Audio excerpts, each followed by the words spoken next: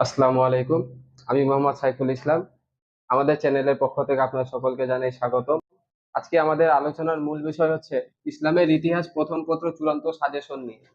আজকে আমরা আলোচনা করব যে ইসলামের ইতিহাস প্রথম পত্র যে অধ্যায়গুলো পরীক্ষার জন্য খুবই গুরুত্বপূর্ণ সে সমস্ত অধ্যায়গুলো নিয়ে। তা দেরি না করে চলো শুরু করা যাক। প্রথমে আমরা জেনে নিব প্রথম অধ্যায় সম্পর্কে। প্রথম অধ্যায়ে আমাদের সবচেয়ে গুরুত্বপূর্ণ যে টপিক গুলা হচ্ছে সেটা হচ্ছে প্রাচীন আরব উপদ্বীপের ভৌগোলিক অবস্থান এবং অধিবাসীদের জীবন জীবিকার প্রভাব সম্পর্কে। অর্থাৎ প্রাচীন আরবদের যে সমস্ত দ্বীপগুলা উপদ্বীপের মধ্যে যে সমস্ত আদিবাসী গুলা বা যে সমস্ত লোক বসবাস করেছিল সে সমস্ত লোক কিভাবে বসবাস করেছিল সে সম্পর্কে। অর্থাৎ প্রাচীন আরব উপদ্বীপের মধ্যে যে সমস্ত লোক কিভাবে জীবন জীবিকা নির্বাহ করেছিল, তারা তাদের জীবনকে কিভাবে পরিচালনা করেছিল সে সম্পর্কে। তারপরে হচ্ছে সভ্যতা, অর্থাৎ বিভিন্ন ধরনের সভ্যতা প্রাচীন আরবের মধ্যে দেখা দিয়েছিল। তার মধ্যে হচ্ছে মিশরীয় সভ্যতা, সুমেরীয় গ্রিক সভ্যতা ও রোমীয় সভ্যতা। অর্থাৎ এই সমস্ত সভ্যতার মধ্যে নতুন নতুন বিভিন্ন জিনিস সৃষ্টি করা হয়েছিল। সে সমস্ত জিনিসগুলোর মধ্যে যে সমস্ত জিনিস খুবই গুরুত্বপূর্ণ, তার মধ্যে সবচেয়ে বেশি গুরুত্বপূর্ণ হচ্ছে এই যে মিশরীয় সভ্যতা এবং হচ্ছে গ্রিক সভ্যতা। এই দুইটা থেকে ম্যাক্সিমাম সময় আমাদের পরীক্ষায় আসতে দেখা যায়, যার কারণে এই দুইটা হচ্ছে বেশি ইম্পর্টেন্ট।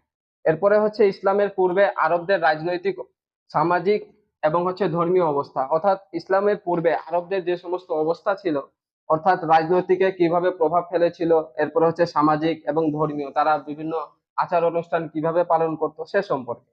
এই ছিল আমাদের প্রথম অধ্যায়ে ইসলামের ইতিহাস প্রথম পত্রের প্রথম অধ্যায়ের সাজেশন। এরপরে হচ্ছে আমাদের দ্বিতীয় অধ্যায়। দ্বিতীয় অধ্যায়ের মধ্যে সবচেয়ে গুরুত্বপূর্ণ হচ্ছে হযরত মুহাম্মদ সাল্লাল্লাহু আলাইহি সাল্লামের মক্কা জীবন, নবুয়ত প্রাপ্তি। অর্থাৎ রাসূল সাল্লাল্লাহু আলাইহি ওয়াসাল্লাম মক্কার অবস্থান কালে কিভাবে ছিলেন এবং এর পরবর্তীতে তিনি যে নবুয়ত প্রাপ্তি হয়েছিল 40 বছর বয়সে, তার যে ঘটনাটা সে সম্পর্কে। এরপরে হচ্ছে হিজরতের কারণ, অর্থাৎ রাসূল সাল্লাল্লাহু আলাইহি ওয়াসাল্লাম কি কারণে হিজরত করেছিলেন, অর্থাৎ মক্কা থেকে মদিনার মধ্যে যে হিজরত করা হয়েছিল সে কারণ সম্পর্কে। এরপর হচ্ছে যুদ্ধ, অর্থাৎ ইসলামের সময় বিভিন্ন ধরনের যুদ্ধ হয়েছিল, তার মধ্যে হচ্ছে বদর যুদ্ধ এবং উহুদ যুদ্ধ। এই দুইটা যুদ্ধের মধ্যে সবচেয়ে গুরুত্বপূর্ণ হচ্ছে বদরের যুদ্ধ, যেখানে হচ্ছে 313 জন সাহাবী নিয়ে, রাসূল সাল্লাল্লাহু আলাইহি ওয়াসাল্লামের জামানায় 313 জন সাহাবী নিয়ে এই যুদ্ধটা করা হয়েছিল। এরপর হচ্ছে মদিনা সনদ, রাসূল সাল্লাল্লাহু আলাইহি ওয়াসাল্লাম সর্বপ্রথম একটি সনদ করেছিলেন, যেটাকে বলা হচ্ছে মদিনা সনদ। এই সনদের বিভিন্ন ধারা যেগুলো আছে এইগুলো পড়ে নিলে এগুলা থেকে কমন পাওয়া যাবে ইনশাআল্লাহ। এরপরে হচ্ছে হুদাইবিয়ার সন্ধি ও ফলাফল, অর্থাৎ হুদাইবিয়ারে যে সমস্ত সন্ধি করা হয়েছিল, এই সন্ধির পরবর্তীতে যে সমস্ত ফলাফল সামনে এসেছিল এই সম্পর্কে। এরপরে হচ্ছে বিদায় হজ ও বিদায় হজের ভাষণ সম্পর্কে। অর্থাৎ রাসূল সাল্লাল্লাহু আলাইহি ওয়াসাল্লাম 632 খ্রিস্টাব্দে যে শেষ হজ পালন করেছিলেন এবং সে হজের মধ্যে যে সমস্ত ভাষণ দিয়েছিলেন, সে সমস্ত ভাষণের যেগুলো পয়েন্ট আছে সেগুলো পয়েন্ট পড়লে এবং সেখান থেকে যদি পয়েন্ট গুলো আকারে পড়া যায় তাহলে সেখান থেকে সৃজনশীল গুলো কমন পাওয়া যাবে ইনশাআল্লাহ। এরপর আমরা আলোচনা করব ইসলামের ইতিহাস প্রথম পত্রের তৃতীয় অধ্যায় নিয়ে খোলাফায়ে রাশেদিন সম্পর্কে। অর্থাৎ ইসলামের মধ্যে যে চারজন খোলাফা রাজত্ব করেছিল সে সম্পর্কে। তার মধ্যে ধারাবাহিকতায় চলে আসছে হযরত আবু বকর রাদিয়াল্লাহু তাআলা আনহু। হযরত আবু বকর রাদিয়াল্লাহু তাআলা আনহু হযরত মুহাম্মদ সাল্লাল্লাহু আলাইহি ওয়াসাল্লাম 632 খ্রিস্টাব্দের পরে 634 খ্রিস্টাব্দ পর্যন্ত রাজত্বকাল করেছিলেন। তার মধ্যে সবচেয়ে ইম্পর্টেন্ট হচ্ছে পারসিক ও রোমীয় সাম্রাজ্য দ্বন্দ্বের কারণ, যে দ্বন্দ্বটা হয়েছিল এই দ্বন্দ্বের যে কারণ ছিল, মূল কারণ সে সম্পর্কে। এরপর হচ্ছে এই যে দ্বন্দ্বটা হয়েছিল এর সূত্রপাত হয়েছিল কোথায় থেকে সে সম্পর্কে। তারপর হচ্ছে আবু বকর রাদিয়াল্লাহু তাআলার চরিত্র এবং তার যে কৃতিত্ব ছিল, অর্থাৎ ইসলামের মধ্যে তার যে অবদান ছিল সে সম্পর্কে। এরপরে ধারাবাহিকতায় চলে আসছে হযরত ওমর রাদিয়াল্লাহু তাআলার শাসন ব্যবস্থা। হযরত ওমর রাদিয়াল্লাহু তাআলা হযরত আবু বকর রাদিয়াল্লাহু তাআলা 634 খ্রিস্টাব্দের পরবর্তীতে যে 644 খ্রিস্টাব্দ পর্যন্ত রাজত্ব করেছিলেন সে সম্পর্কে। অর্থাৎ তিনি যে তার রাজত্বকালের মধ্যে যে সমস্ত শাসন ব্যবস্থা পরিচালনা করেছিলেন এবং এই শাসন ব্যবস্থা পরিচালনার ক্ষেত্রে তার যে সমস্ত কৃতিত্ব রয়েছিল এই কৃতিত্ব সম্পর্কে।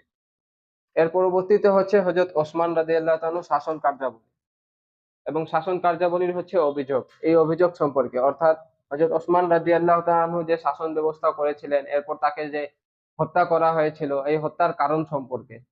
ঠিক অনুরূপভাবে হযরত আলী রাদিয়াল্লাহু তাআলা সম্পর্কে সংক্ষিপ্ত ধারণা। অর্থাৎ হযরত ওসমান রাদিয়াল্লাহু তাআলা খেলাফতের পরবর্তীতে হযরত আলী রাদিয়াল্লাহু তাআলা কিভাবে খেলাফতে আসছেন এবং কিভাবে তার খেলাফত শেষ হয়েছে এই সম্পর্কে। এরপরে আমরা আলোচনা করব চতুর্থ অধ্যায় সম্পর্কে। চতুর্থ অধ্যায়ের মধ্যে আমাদের হচ্ছে উমাইয়া খেলাফত সম্পর্কে। অর্থাৎ উমাইয়া খেলাফত তারা কিভাবে শুরু হয়েছিল হযরত আলী রাদিয়াল্লাহু তাআলার পরবর্তীতে। অর্থাৎ খোলাফায়ে রাশিদদের খেলাফত শেষ হওয়ার পরে যখন উমাইয়া খেলাফত শুরু হয়েছে, তার ধারাবাহিকতায় হযরত মুয়াবিয়া রাদিয়াল্লাহু তাআলা সামরিক অভিযান সম্পর্কে, অর্থাৎ আলী রাদিয়াল্লাহু তাআলা খেলাফতের পরবর্তীতে যখন মুয়াবিয়া রাদিয়াল্লাহু তাআলা যে সমস্ত অভিযান করেছিলেন ইসলাম খেলাফত রাজত্ব প্রতিষ্ঠার জন্য, সেই শাসন ব্যবস্থা সম্পর্কে এবং তার যে সমস্ত চরিত্র, তার কৃতিত্ব, যে সমস্ত কৃতিত্ব ছিল ইসলামের মধ্যে, ওই সম্পর্কে আমরা বললেই হবে ইনশাআল্লাহ। তারপরে হচ্ছে ইয়াজিদ ও ইমাম হোসাইন রাদিয়াল্লাহু তাআলা আনহুর এর কারবালার যুদ্ধ, অর্থাৎ মহরম মাসে যে সমস্ত যুদ্ধ অনুষ্ঠিত হয়েছিল ইয়াজিদ এবং ইমাম হোসেন রাদিয়াল্লাহু আনহু যে সমস্ত কারণ সম্পর্কে, এই সম্পর্কে। এর পরবর্তীতে আমরা আলোচনা করব ওমর বিন আব্দুল আজিজের সংস্কার সম্পর্কে, অর্থাৎ হযরত ওমর বিন আব্দুল আজিজ ইসলামের মধ্যে যে সমস্ত কৃতিত্ব রেখেছিল, যে সমস্ত অবদান ইসলামের বিভিন্ন কার্যাবলীর মধ্যে অবদান রাখছিল সেই সম্পর্কে।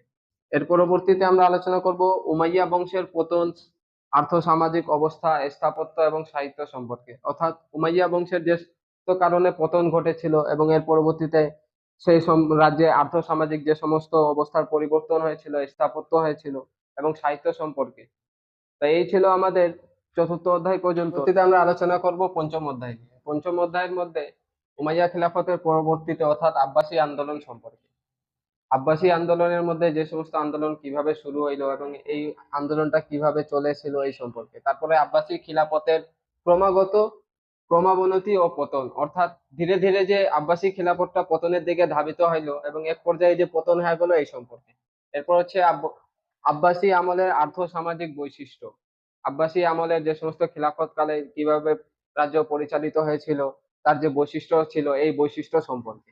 এরপর হচ্ছে আব্বাসী আমলের জ্ঞান বিজ্ঞান সাহিত্য সংস্কৃতির চর্চা, অর্থাৎ আব্বাসী আমলে যে জ্ঞান বিজ্ঞানের চর্চা শুরু হয়েছিল এবং তাদের যে সাহিত্য সম্পর্কে প্রতিযোগিতার আয়োজন করা হতো, যেখানে 7 জনকে পুরস্কৃত করা হতো সেই সম্পর্কে। এরপর হচ্ছে ক্রুসেড। এই যে সমস্ত বিষয়ের উপর আলোচনা করা হলো, অর্থাৎ প্রথম অধ্যায় থেকে পঞ্চম অধ্যায় পর্যন্ত যে সমস্ত বিষয় টপিক গুরুত্বপূর্ণ ছিল সে সম্পর্কে আমরা আলোচনা করেছি। আশা করি এখান থেকে তোমরা সর্বোচ্চ কমন পাবে। দেখা হচ্ছে পরবর্তী ইসলামের ইতিহাস দ্বিতীয় পত্রের চূড়ান্ত সাজেশন নিয়ে।